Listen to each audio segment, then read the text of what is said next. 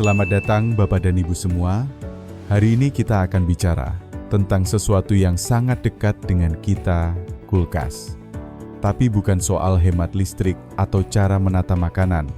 Yang ini lebih penting, lebih genting. Pernah nggak Bapak Ibu merasa mual, pusing, atau perut melilit setelah makan makanan sisa dari kulkas? Hati-hati, bisa jadi bukan hanya basi, tapi berubah jadi racun. Saya Raka. Saya cuma anak biasa yang khawatir banget soal kesehatan orang tua saya di rumah. Makanya hari ini saya undang seorang tamu luar biasa. Beliau adalah salah satu dokter spesialis geriatri lansia paling senior di Indonesia. Sudah lebih dari 30 tahun menangani pasien lansia dari Sabang sampai Merauke. Beliau juga mendirikan program nasional Alzheimer Indonesia. Dan jangan lupa, beliau adalah penulis buku lari sehat di usia emas. Selamat datang, Dr. Siti Setiati. Terima kasih banyak, Mas Raka.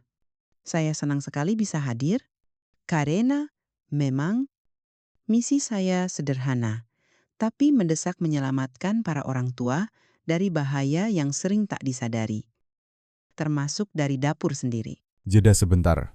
Kamu lagi nonton dari mana nih, Yogyakarta? Makassar? Medan? Atau mungkin dari desa kecil di Kalimantan Barat? Tulis komentar dengan usia kamu ya. Aku benar-benar pengen kenal kamu lebih dekat. Semua komentar bakal aku baca, dan aku usahakan balas satu persatu. Kulkas bukan selalu penyelamat, kadang justru jebakan mematikan. Dokter Siti, saya pernah lihat ibu saya masak nasi pagi-pagi, terus siangnya masih ada sisa. Ditaruh aja di rice cooker seharian. Malam baru masuk kulkas. Saya pikir itu wajar. Liu, tapi setelah saya dengar tadi, saya mulai takut sendiri. Mas Raka, itu bukan cuma wajar, itu kebiasaan hampir semua rumah tangga di Indonesia, tapi sayangnya, justru disitulah jebakan tak terlihat itu dimulai. Waduh, jebakan apa tuh? Dok. Namanya Bacillus cereus. Bakteri ini licik, dia bisa hidup di beras mentah, lalu bertahan saat dimasak. Setelah nasi matang, spora bakterinya tetap tidur di sana, tapi begitu nasi dibiarkan di suhu ruang lebih dari 2 jam, spora itu bangun, mereka berkembang biak, dan mulai mengeluarkan racun. Astaga, jadi racunnya itu muncul tanpa bau, tanpa rasa. Betul, dan yang paling mengerikan, racunnya tidak hilang walau dipanaskan, bahkan digoreng jadi nasi goreng pun tetap bahaya. Wah, saya jadi ingat, dulu pernah makan nasi goreng sisa malam. Besok paginya langsung perut mual, muntah, dan diare. Saya pikir cuma masuk angin, ternyata bisa jadi karena itu ya. Bisa jadi. Mas Raka, saya pernah tangani pasien lansia. Beliau tinggal sendirian, masak nasi sekali banyak, dimakan 3 hari berturut-turut. Hari ketiga masuk IGD, tubuh lemas, muntah tak berhenti. Ternyata dari nasi yang sudah 2 malam, dibiarkan di luar sebelum dimasukkan kulkas. Ya Allah, itu kasus nyata ya. Dok, Nyata. Bahkan lebih tragis terjadi di luar negeri. Seorang mahasiswa meninggal dunia setelah makan nasi sisa 2 hari. Nasinya sudah disimpan, dipanaskan. Dan, ya, racun Bacillus cereus sudah terbentuk. saya merinding dengarnya. Apalagi orang tua kita yang daya tahan tubuhnya sudah lemah. Tepat, pada usia di atas 60 tahun, sistem kekebalan tubuh menurun. Kalau anak muda, mungkin cuma muntah. Tapi pada orang tua bisa dehidrasi berat, gagal ginjal, bahkan kematian. Lalu, apa yang harus dilakukan? Dok, kita nggak mungkin langsung buang nasi sisa setiap hari. Tentu tidak, tapi caranya harus benar. Begitu nasi matang, jangan dibiarkan berjam-jam. Biarkan agak hangat, lalu pindahkan ke wadah tipis supaya cepat dingin merata. Setelah itu, langsung masukkan kulkas. Jadi bukan langsung dimasukin saat panas. Tapi juga jangan nunggu sampai malam. Tepat, 2 jam di suhu ruang itu batas aman. Lewat dari itu, risiko mulai naik. Dan kalau nasinya sudah terasa asam, bau aneh, atau teksturnya lengket, jangan ragu untuk buang. Saya tahu banyak orang tua yang sayang buang makanan. Tapi, nyawa kita lebih mahal dari satu piring nasi? Ya. Dok, Betul sekali. Mas Raka, kalau kita sakit, siapa yang akan merawat kalau lansia sampai keracunan? Bisa kehilangan fungsi organ, jadi tidak bisa berdiri sendiri. Bahkan bisa jadi beban berat untuk anak-anaknya. Itu bukan sekadar mual. Itu kehilangan kebebasan. Waduh, saya mulai sadar. Nasi bukan cuma soal kenyang. Ini soal keselamatan. Kita pikir nasi hanya sumber tenaga, tapi kalau disimpan salah, dia bisa jadi musuh dalam selimut. Bapak, Ibu yang nonton, pernah nggak mengalami hal serupa makan nasi sisa lalu merasa tidak enak badan? Coba tulis pengalaman Bapak dan Ibu di kolom komentar ya, supaya kita semua belajar bareng. Dan jangan lupa share video ini ke grup keluarga. Mungkin ada yang belum paham bahayanya nasi sisa. Kita semua cinta tempe, sambal, dan nasi. Tapi mulai hari ini, mari kita juga cinta cara menyimpannya. Karena hidup sehat itu dimulai dari dapur kita sendiri. Terima kasih. Dokter, Siti, saya jadi mikir ulang soal kebiasaan di rumah.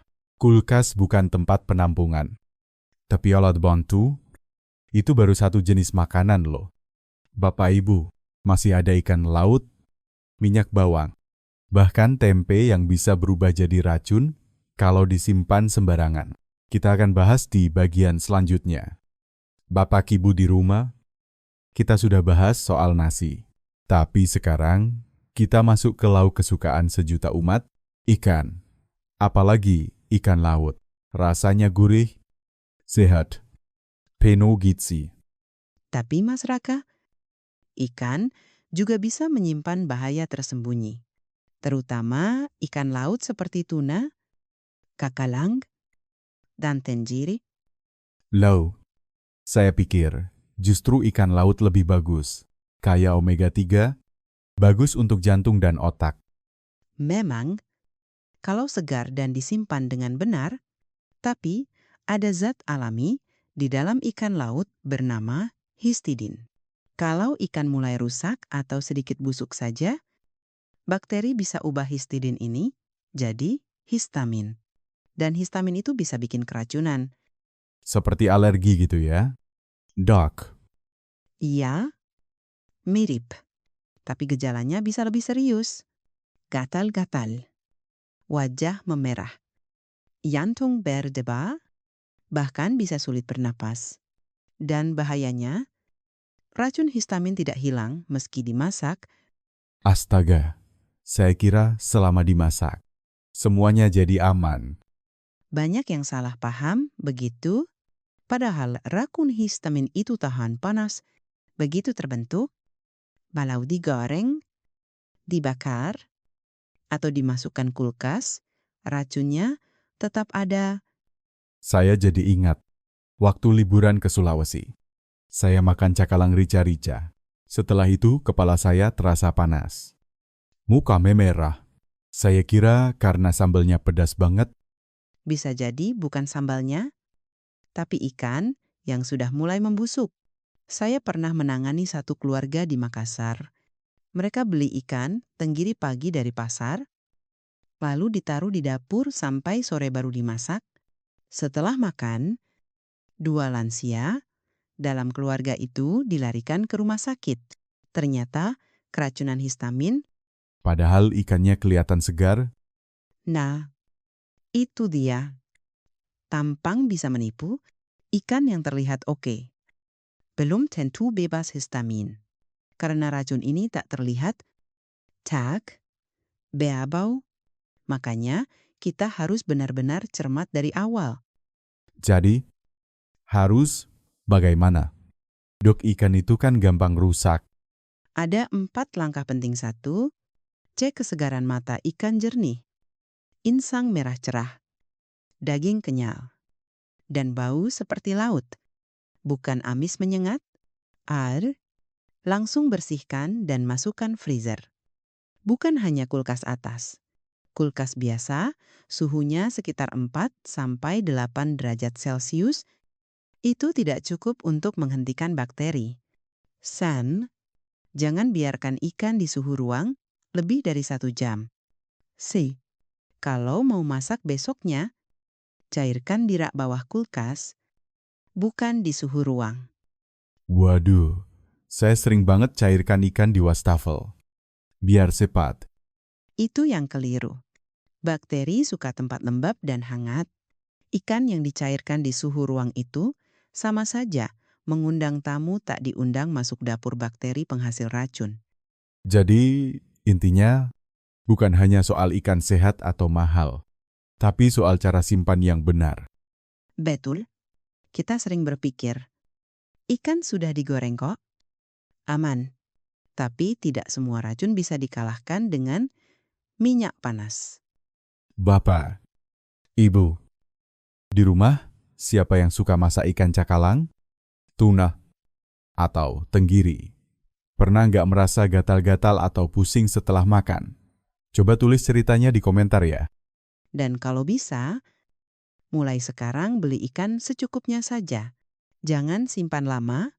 Kalau beli dari pasar, sejarah proses, jangan biarkan tergeletak di dapur berjam-jam. Iya, kadang kita mikir nanti saja dimasak. Padahal setiap menit di suhu ruang bisa berarti bahaya tersembunyi sedang tumbuh di dalamnya. Hemat, itu baik. Tapi jangan sampai jadi racun. Ingat, tubuh lansia lebih rentan. Jangan sampai hanya karena ikan, kita kehilangan kesehatan, atau bahkan kehilangan orang tercinta. Wah, ini pelajaran besar. Dok, dulu saya pikir masalahnya cuma di makanan basi. Ternyata racun dari ikan bisa muncul diam-diam. Ya, ini bukan soal takut, tapi soal waspada dan peduli. Kita tidak ingin orang tua kita jadi korban dari ketidaktahuan kita. Baik. Dok, setelah nasi dan ikan, saya jadi penasaran. Bagaimana dengan minyak bawang putih dan bumbu rendaman? Banyak banget orang bikin sendiri di rumah. Nah, itu juga jebakan klasik yang tampaknya aman, tapi bisa sangat mematikan. Kita bahas itu di bagian selanjutnya ya. Bapak Ibu, jangan kemana-mana. Bapak Ibu pasti pernah lihat ya, ada yang suka bikin minyak bawang putih sendiri di rumah. Praktis banget. Mau masak nasi goreng tinggal siram. Mau bikin mie ayam tinggal tuang. Ya, itu memang praktis. Tapi, praktis belum tentu aman. Karena minyak bawang bisa jadi sumber racun yang sangat berbahaya. Lo maksudnya gimana? Dok.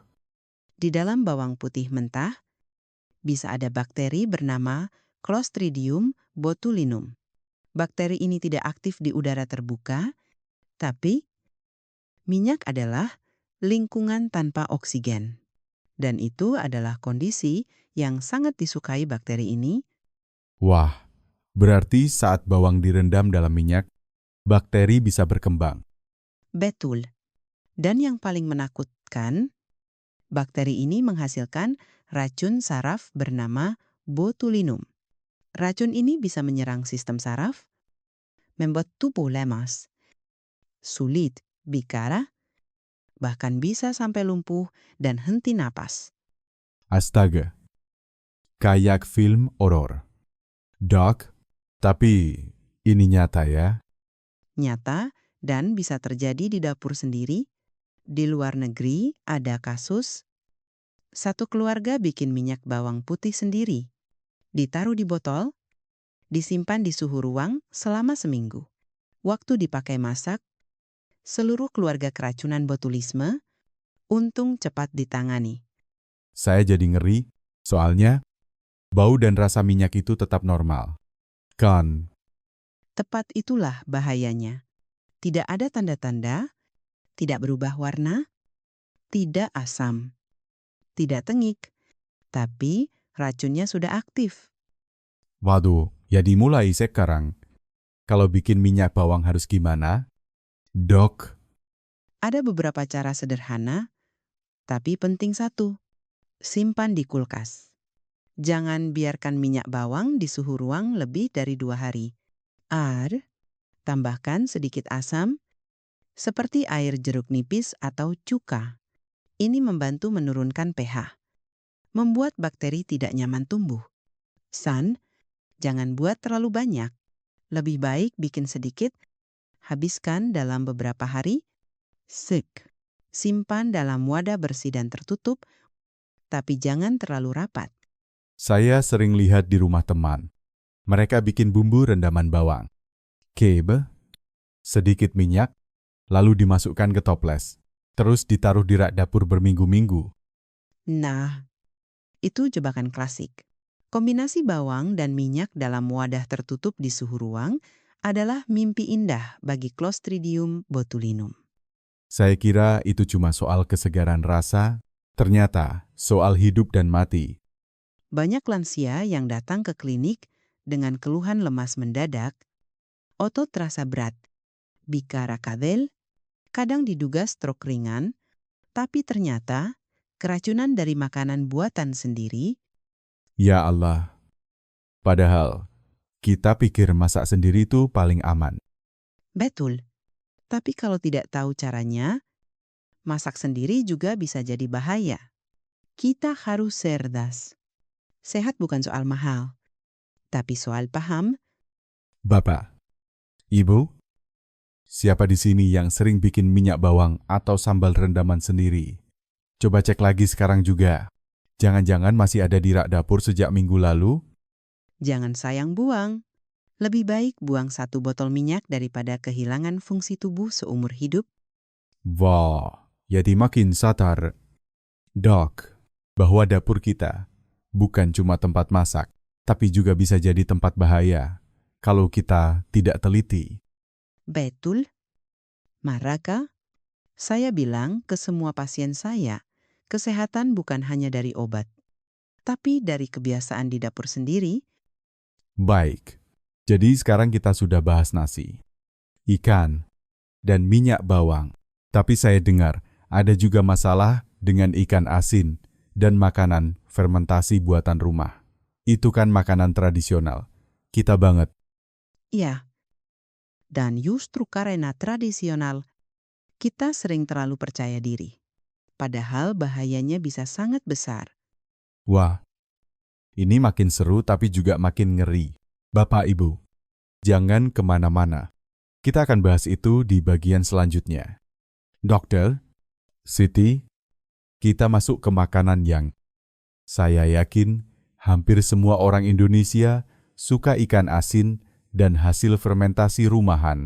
Di kampung saya, setiap pagi aroma ikan asin goreng itu sudah jadi tanda sarapan siap. Ya, Mas Raka, ikan asin adalah identitas rasa Indonesia. Tapi seperti kata pepatah yang tradisional, bukan berarti selalu aman.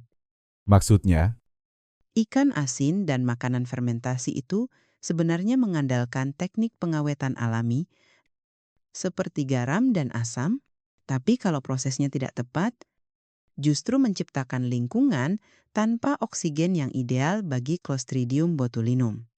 wah, si bakteri botulisme itu muncul lagi ya? Betul, bayangkan ikan diasinkan, ditutup rapat, disimpan berminggu-minggu. Kalau garam kurang atau tempatnya lembab, racun bisa terbentuk diam-diam. Tapi saya kira selama baunya masih kuat dan asin, berarti aman. Itu asumsi yang salah. Racun botulinum tidak mengubah rasa atau bau, jadi ikan asin yang tampak normal bisa saja menyimpan bahaya. Saya punya contoh nyata. Wah, Cerita nyata lagi nih. Di Kalimantan, ada seorang warga membuat bekasam ikan. Fermentasi ikan khas daerah, tapi karena tidak suka terlalu asin, dia kurangi jumlah garam. Setelah 2 minggu difermentasi, dimasak dan dimakan. Hasilnya, satu keluarga dilarikan ke rumah sakit dengan penglihatan kabur, kesulitan bicara, dan lemas total. Ya Allah, seperti gejala stroke ya. Dok, Ya, tapi ini bukan stroke, ini botulisme. Dan kalau terlambat ditangani, bisa menyebabkan kelumpuhan total.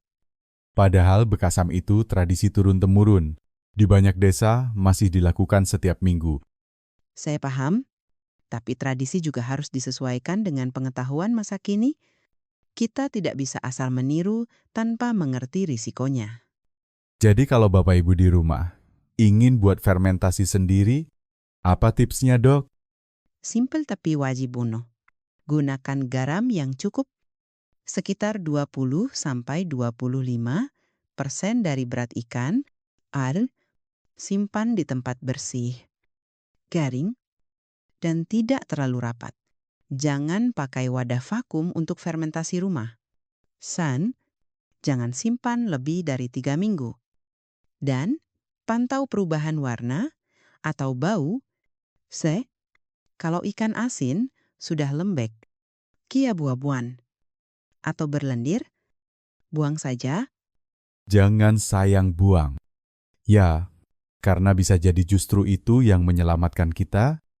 Betul sekali, satu potong ikan asin tak sebanding dengan kesehatan jantung, otak, dan organ tubuh kita.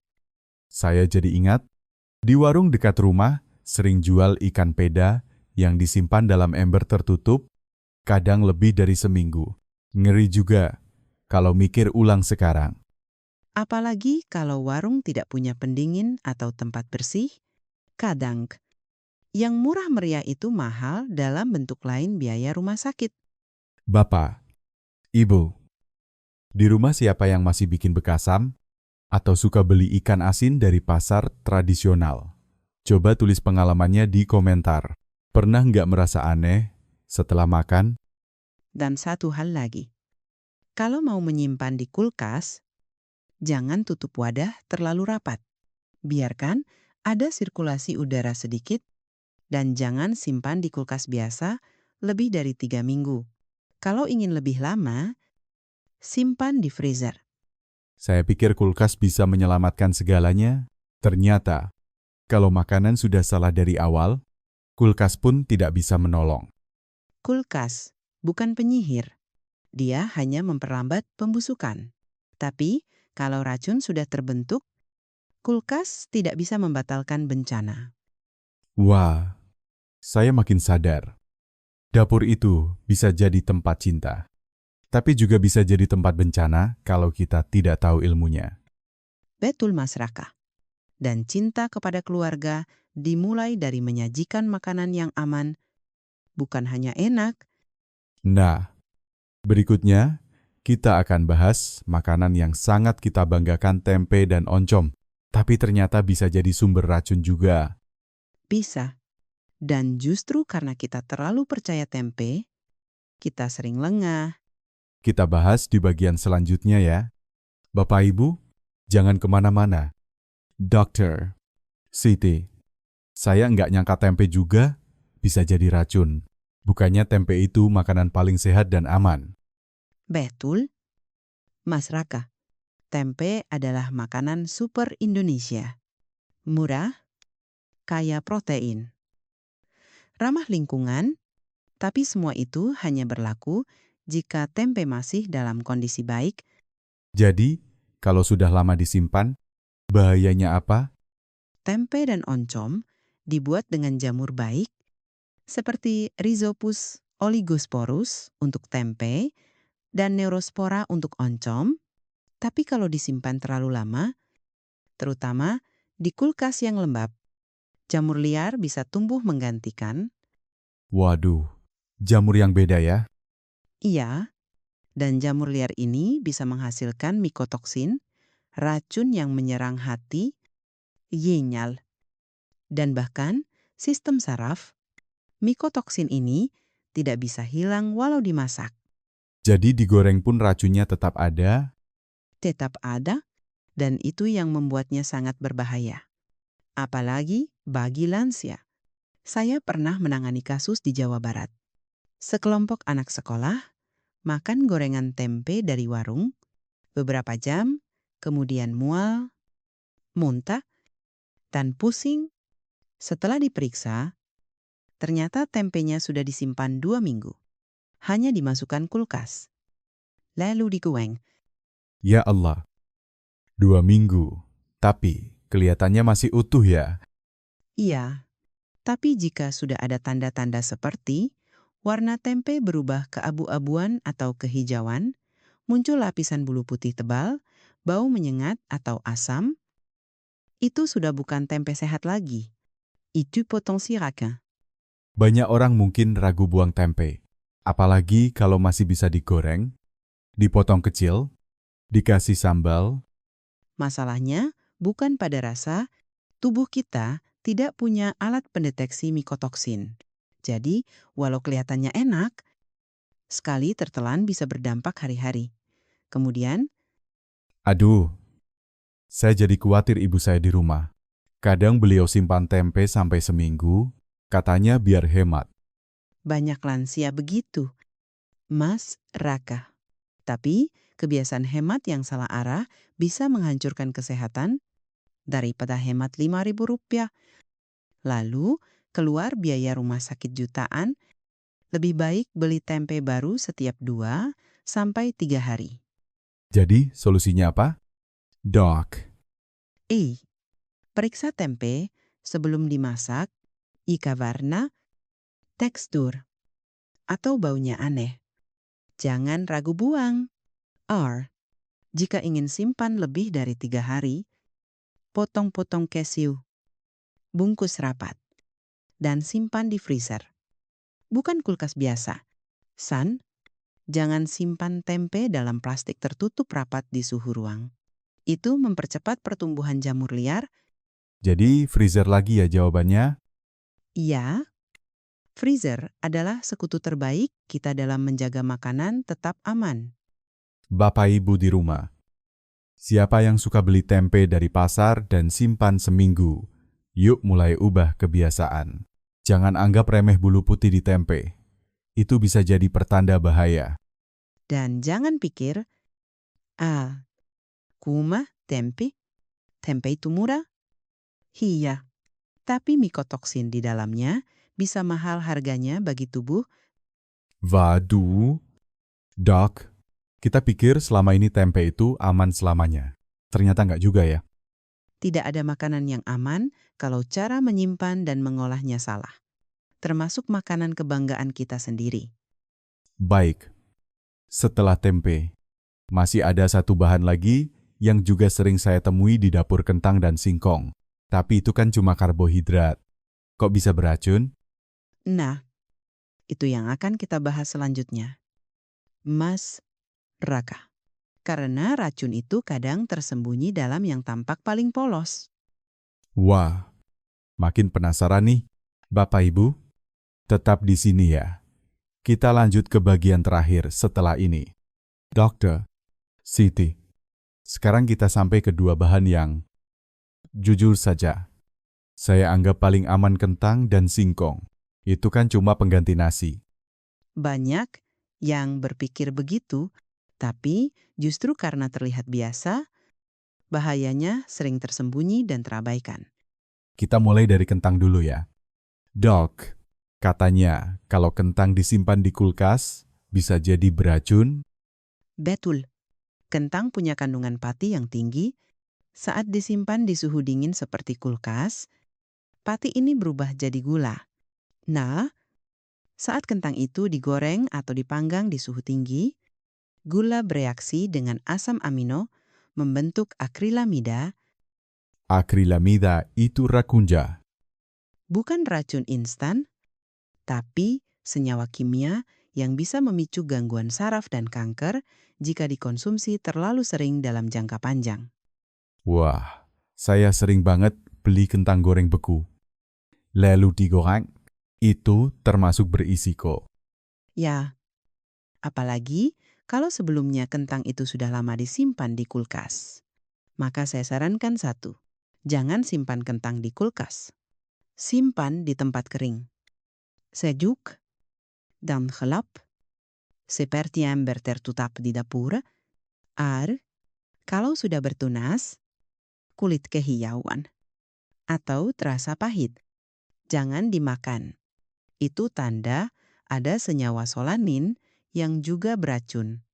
Lalu bagaimana dengan singkong? Dok, Singkong, terutama singkong pahit, mengandung senyawa alami bernama linamarin, yang bisa berubah jadi sianida kalau tidak diolah dengan benar.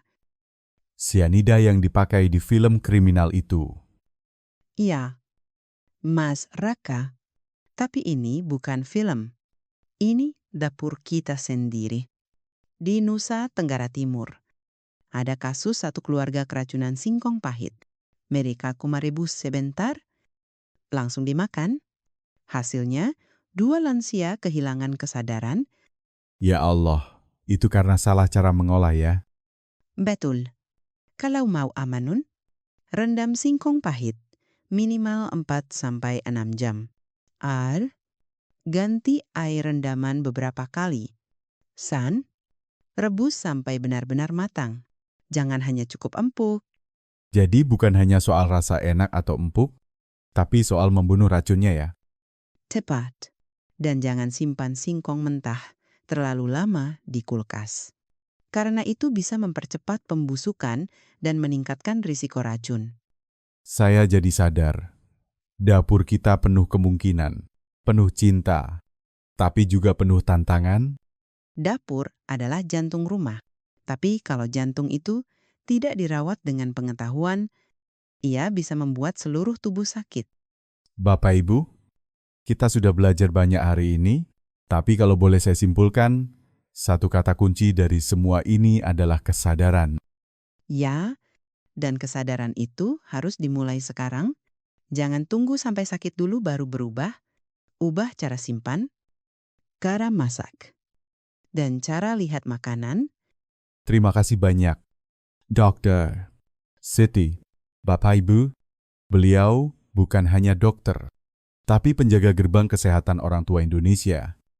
Dan Mas Raka bukan hanya MC, tapi suara anak-anak yang ingin orang tuanya tetap sehat, mandiri, dan bahagia di usia emas. Kalau Bapak Ibu merasa video ini bermanfaat, bagikan ke grup WhatsApp keluarga. Pengajian. Arti. Arbu. Jangan biarkan saudara kita mengulang kesalahan yang sama. Jangan anggap enteng satu piring nasi sisa. 1 botol minyak bawang, atau sepotong tempe lama, semua itu bisa membawa kita ke rumah sakit, atau lebih buruk, Tapi ingat, setiap kebiasaan bisa diubah. Setiap dapur bisa jadi tempat penyembuhan. mulailah hari ini. Demi tubuh yang kuat, demi usia emas yang bermakna. Terima kasih sudah menonton sampai akhir. Jangan lupa tulis komentar kamu nonton dari mana dan umur berapa. Aku tunggu semua cerita kalian. Sampai jumpa di episode selanjutnya. Tetap sehat, tetap sadar, tetap berdaya. Wassalamualaikum warahmatullahi wabarakatuh.